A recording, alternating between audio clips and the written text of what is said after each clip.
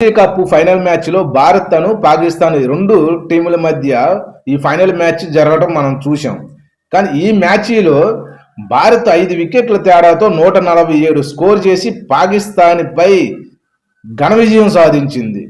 ఈ విజయానికి మెయిన్ కారణం ఒక టీమ్ స్పిరిట్ అని మనం చెప్పుకోవచ్చు. కానీ ఈ మ్యాచ్లో మన తెలుగు తేజమైనటువంటి తిలక్ వర్మ చాలా పెద్ద ప్రజెంటేషన్ ఇవ్వటం జరిగింది ఇక్కడ. సో అతను 69 పరుగులు చేసి నాట్అవుట్గా నిలిచి భారత్ను విజయ తీరానికి చేర్చడంలో మెయిన్ సక్సెస్ అయ్యాడు. చాలా కృషి చేశాడు. మనం తెలుగు వాళ్ళు అందరం కూడా ఇప్పుడు గర్వించదగ్గ రోజు ఇది. ఓకే, తర్వాత నుంచి ఇప్పుడు నుంచి నాటకీయ పరిణామం ఈ రెండు టీముల మధ్య చోటు చేసుకుంది. ఎందుకు చోటు చేసుకుంది తెలుసుకోవాలి ఉంది కదా. వెళ్దాం.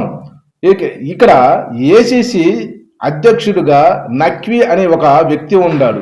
అతని చేతుల మీదుగా మేము అంటే మన కెప్టెన్ అయినటువంటి సూర్యకుమార్ యాదవ్ మేము అతని చేతుల మీదుగా మా కప్పుని తీసుకోము అని ఆయన డైరెక్ట్గా తేల్చి చెప్పేశాడు. ఆయన నఖ్వీ ఏం చేయాలి, ఓకే అలా ఎందుకు తీసుకొని అన్నారు అని ఆలోచించాలి కదా. ఆయనకు తెలుసు ఆయన చేతుల మీదుగా ఎందుకు తీసుకోరో తెలుసు. ఎందుకంటే ఆయన పాకిస్తాన్కి సంబంధించినటువంటి మంత్రి. అదే కాకుండా పాకిస్తాన్ క్రికెట్ బోర్డుకి ఒక చైర్మన్గా ఉన్నటువంటి వ్యక్తి. రీసెంట్గా ఆయన ఏసీసీ అధ్యక్షుడిగా నియామకం అయ్యాడు ఏకగ్రీవంగా. అంటే ఏసీసీ అంటే ఆసియాకు సంబంధించినటువంటి క్రికెట్ కౌన్సిల్. ఆసియా సంబంధించినటువంటి ఎక్కడైతే ఏ దేశాల్లో ఉన్నటువంటి క్రికెట్ని డెవలప్ చేయడానికి మనం ఒక అధ్యక్షుడిని నియమించుకున్నాం. దానికి ఇది ఆసియా మొత్తం మీద అతను ఆసియా మొత్తానికి అధ్యక్షుడిగా ఉన్నప్పుడు ఏం చేయాలి, క్రికెట్ స్పిరిట్ మీద, క్రికెట్ ఏమైనా ఇబ్బందులు వస్తే సమస్యలు వస్తే దాని మీద అవగాహన ఉండాలి. అతని చేతులు ఇప్పుడు రెండు దేశాల మధ్య జరుగుతున్నటువంటి పరిణామాలు తెలుసు, పాకిస్తాన్కి అతనికి తెలుసు. కానీ ఇక్కడ ఏం జరగాలి, ఏం చెప్పాలి, ఆయన ఇక్కడ టీమ్ స్పిరిట్ ఓకే భారత టీమ్ స్పిరిట్ మీద ఉంది తీసుకుంది. కానీ ఇక్కడ రెండు దేశాల మధ్య విరుద్ధంగా ఈ జరుగుతున్నాయి. అసలుకి పాకిస్తాన్ మీద గేమ్ ఆడటానికి ఇష్టపడిన భారత్ కానీ ఆడింది. సో అందరితో హ్యాపీగా ఉండాలి. కానీ ఇక్కడ కప్పు ఇతని చేతి మీద ఇవ్వకపోతే ఏమైంది. కానీ ఇక్కడ ఆయన ఏం చేశారు, నాటకీయ పరిణామంగా కప్పు నా చేతుల మీదుగా ఇవ్వాలని అక్కడ ఏది మన కెప్టెన్ అయినటువంటి సూర్యకుమార్ అడిగినా కూడా తోసిపుచ్చేసి అక్కడ దాదాపు గంట సేపు నాటకీయ పరిణామాల మధ్య చాలా చోటు చేసుకున్నాయి. అసలుకి ఈయన ఫస్ట్ నుంచి కూడా ఆసియా కప్పులో మనకి మొత్తం 3 మ్యాచ్లు ఆడారు. మన భారత్ పాకిస్తాన్ మధ్య 3 మ్యాచ్లు జరిగినాయి. 3 మ్యాచ్లో ఒక మ్యాచ్లోనే భారత్ సంబంధించినటువంటి కెప్టెన్ సూర్యకుమార్ యాదవ్ అతని యొక్క పాకిస్తాన్ కెప్టెన్కి కరచాలం ఇవ్వలేదని తిరిగి వచ్చారు ఇద్దరు కూడా ఎటోళ్ళటు. తర్వాత ఇక్కడ ఏం జరిగింది, తర్వాత అక్కడ ఉన్నటువంటి రెఫరీని అడ్డం పెట్టుకొని అక్కడ నఖ్వీ ఏం చేశారంటే ఇక్కడ భారత్ మీద ఈ రెఫరీని కూడా తీసివేయాలని ఐసీసీకి వెళ్ళి కంప్లైంట్ ఇవ్వడం జరిగింది. సో తర్వాత మరలా రెండో మ్యాచ్లో ఏం జరిగింది, ఆ మ్యాచ్ ఫస్ట్ మ్యాచ్ గెలిచి మరలా రెండో మ్యాచ్ ఏం జరిగింది, పాకిస్తాన్కి సంబంధించినటువంటి ప్లేయర్స్ తన హావభావాలను చూపించారు. పిస్టల్ పెట్టి మామూలుగా మన యొక్క భారత్కు సంబంధించినటువంటి యుద్ధ విమానాలను పేల్చినట్టు ఫోజులు ఇవ్వటం, గురి పెడతాం, ఆ విధంగా చేయటం జరిగింది. దీని వెనకమాల కూడా నక్క బుద్ధి కలిగినటువంటి ఆ నఖ్వీయే ఉన్నాడు. ఎందుకంటే ఆ నఖ్వీ ముందలగానే ఆ పాకిస్తాన్కి సంబంధించినటువంటి ప్లేయర్స్కి చెప్పాడు, మీరు ఈ విధంగా చేయండి, ఈ విధంగా చేయకపోతే మేము టోర్నమెంట్లో నుంచి మిమ్మల్ని వైదొలిగిచ్చేటట్టు చేస్తానని వాళ్ళకు వార్నింగ్ ఇస్తారు. కానీ వాళ్ళు ఆ విధంగా చేయటం జరిగింది అక్కడ సెకండ్ మ్యాచ్లో కూడా. సో బీసీఐ కూడా ఈ విధంగా వాళ్ళు చేయటం కూడా బీసీఐ కఠినంగా వ్యవహరించింది. సో తగిన యాక్షన్ మేము చూపిస్తామని బీసీఐ కూడా చాలా యాక్షన్ తీసుకోవడం జరిగింది. తర్వాత మూడో మ్యాచ్ ఫైనల్ మ్యాచ్, రెండో మ్యాచ్ కూడా ఓడిపోయారు వాళ్ళు పాకిస్తాన్ వాళ్ళు. పాపం అప్పుడు దాకా ఆయన మేము గెలుస్తామని నఖ్వీ ఎదురు చూశాడు, గుంట దగ్గర నెక్కలాగా ఎదురు చూశారు. కానీ 2 మ్యాచ్లు ఓడిపోయాడు, అయిపోయింది.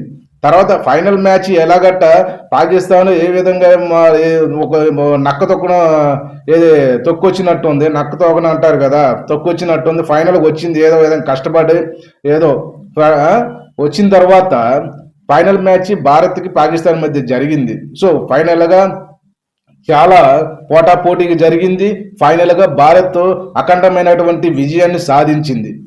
105 వికెట్ల తేడాతో 147 స్కోర్ చేసి పాకిస్తాన్పై ఘన విజయం సాధించింది. సో ఇక్కడ ఈ ఫైనల్ మ్యాచ్ అయిపోయిన తర్వాత నాటకీయ పరిణామం ఏం చోటు చేసుకుంది. మన ఇండియా యొక్క కెప్టెన్ అయినటువంటి సూర్యకుమార్ యాదవ్ మేము తీసుకోం, కెప్టెన్ మాకు వేరే వాళ్ళ ద్వారా ఇప్పించండి అని, కప్పు ఇప్పించండి అని కోరాడు. సో మేము తీసుకోము, కానీ మేము నక్వీ చేతుల మీదుగా మేము కప్పు కానీ మెడల్స్ కానీ తీసుకోము అని కుండబద్దలు కొట్టినట్టు అక్కడ ఉన్నటువంటి మేనేజ్మెంట్కి చెప్పాడు కదా.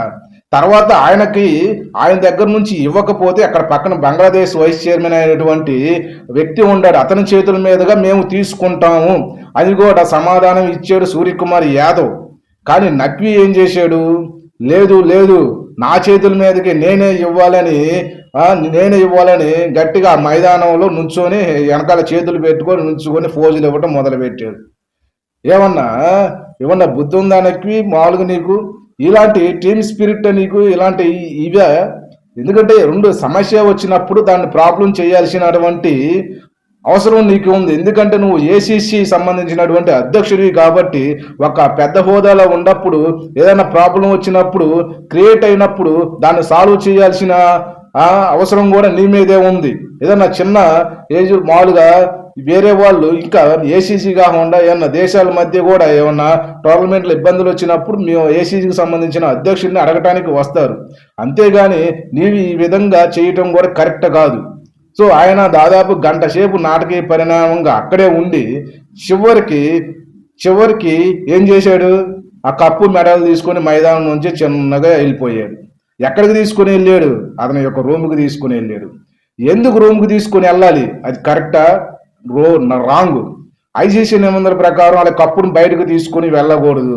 అది కూడా మేనేజ్మెంట్ మేనేజ్ సంబంధించిన వాళ్ళ దగ్గర పెట్టి నువ్వు వెళ్ళాలే కానీ నీ ఇష్టం వచ్చినట్టు నీ ఇంట్లోది ఏమన్నా నీ పిల్లలు ఏమన్నా ప్రైజ్ మనీయా అనుకున్నావు ఇంత కప్పు కాదుగా. అంతేగాని మెడల్స్ ఏమన్నా మీ పిల్లలు ఏమన్నా తీసుకొని ఎత్తుకొని వచ్చారా ఏదన్నా స్కూల్లో నుంచి కాలేజీల నుంచి కాదుగా. అది ఒక ఆసియా కప్పుకు సంబంధించిన ఒక వాల్యూ గల ఒక కప్పు. ఆ కప్పుకు సంబంధించినటువంటి అధికారం తీసుకెళ్లే అధికారం నీకు లేదు, ఎవరు ఇవ్వాల. అది నీ సొంత పెత్తనం కాదు. ఐసీసీ నిబంధనల ప్రకారం నడుచుకోవాలి ఎవరైనా కానీ, అంతేగాని నీ ఇష్టం వచ్చినట్టు నాది నా బోర్డు నేను ఇది మొత్తం పాకిస్తాన్ అంటే అది రాంగ్ అయిన విషయం. కానీ దీనికి ఐసీసీ చాలా కఠినమైన ఇబ్బందులు పడతావు నువ్వు. సో ఈ మొత్తం మీద ఆయన హోటల్లో ఉన్నటువంటి ఆ రూమ్కి తీసుకుని వెళ్ళి అతని దగ్గర పెట్టుకొని అర్మార్లోనే ఎక్కడో పెట్టుకొని ఉన్నాడు.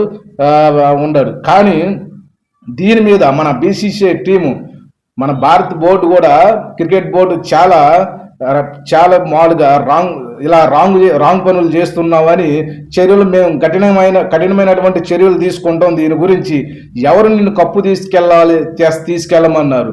దీనికి ఎటువంటి నిబంధనలు నీకు వర్తించవు, నీ సొంత పెత్తనం కాదు అని ఆ నక్వి మీద చాలా వార్నింగ్ ఇవ్వడం జరిగింది. దీనికి సంబంధించినటువంటి ఈ విషయం మీద మేము ఐసీసీకి రేపు దుబాయ్లో నవంబర్లో జరిగేటటువంటి ఐసీసీ సమావేశం ఉంటుంది, ఆ సమావేశంలో తేల్చుకుందాం, నీ మీద కంప్లైంట్ ఇస్తాము అని గట్టిగా చెప్పడం జరిగింది.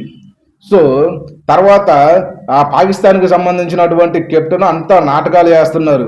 మేము మైదానంలో వచ్చినప్పుడేమో మా చేతుల్లో మా దగ్గర నుంచి కరసాలాలు తీసుకోరు, కానీ మేము ఇండివిజువల్గా ఒంటరిగా ఉన్నప్పుడు మా దగ్గరకు వచ్చి చక్కగా కరసాలాలు తీసుకొని మాతో బాగుంటారని మన సూర్యకుమార్ యాదవ్నే అంటం కొనసాగించారు. ఇదొక వాళ్ళ యొక్క గేమ్ ప్లాన్లో భాగంగానే ఈ విధంగా అంటున్నారు. అసలు ఈ పాకిస్తాన్ మిమ్మల్ని చూస్తానికి మా భారత టీము చాలా ఇబ్బంది పడుతుంది, మీతో ఆడటానికి ఇష్టం లేదు. అయినా కానీ ఐసీసీ నిబంధనల ప్రకారం మేము మీతోనే ఆడాం. అంతేగాని ఇండివిజువల్గా ఉన్నప్పుడు మీతో కరచారాలు తీసుకుంటాం, మైదానంలో వచ్చిన తర్వాత తీసుకోపోవటం, జాంతాన అలాంటివి కూడా ఎక్కడ పెట్టుకోమాకండి. మా ఇండియా టీం మీద బురద జల్లాలని మీరు అనుకోమాకండి. అలాంటివి కూడా మేము ఇక్కడ భారతీయులు నమ్మే పరిస్థితుల్లో లేరు.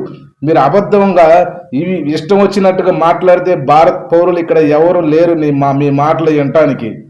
సో తర్వాత మోడీ టీమ్ అప్పుడు కెప్టెన్ కప్పు తీసుకెళ్లిన తర్వాత కూడా మన భారత టీము కప్పు లేకుండా సెలబ్రేషన్ చేయడం జరిగింది. అనంతరం కుల్దీప్ యాదవ్కు అభిషేక్ శర్మకు 13 లక్షల రూపాయలు ప్రైజ్ మనీ ప్రకటించడం జరిగింది. ప్రధానమంత్రి మోడీ గారు మన ఇండియా టీముని శుభాకాంక్షలు తెలుపుతూ ట్విట్టర్లో ప్రకటన చేయడం జరిగింది. యుద్ధ భూమిలో కాదు, మైదానంలో కూడా భారత్దే పైచేయి, భారత్దే విజయం అని కూడా ట్విట్టర్లో ప్రకటన చేయడం జరిగింది. తర్వాత బీసీసీఐ కూడా భారత టీంకి దాని సహకారులకు అందరికీ కూడా కలిపి 21 కోట్ల రూపాయలు ప్రైజ్ మనీ ప్రకటన చేయడం జరిగింది.